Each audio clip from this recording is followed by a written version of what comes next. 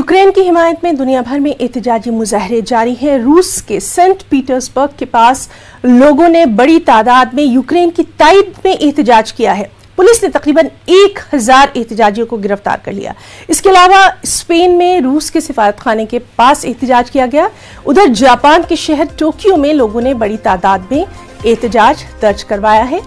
एहतजाजी हाथों में प्लेकार्ड्स थामे हुए थे। एहतजाजियों ने यूक्रेन पर रूसी हमले को लेकर सख्त बरहमी का इजहार किया।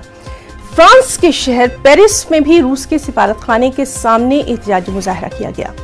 यही नहीं बल्कि नीदरलैंड, लंदन समेत दीगर कई शहरों में यूक्रेन पर रूसी हमले के खिलाफ एहतजाज किया गया।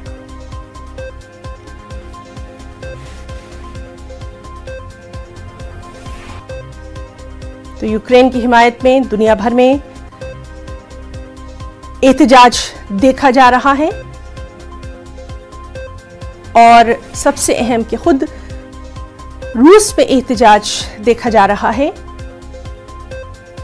अहम शहरों में जो एहतजाजी वो इस हमले के खिलाफ एहतजाज कर रहे हैं।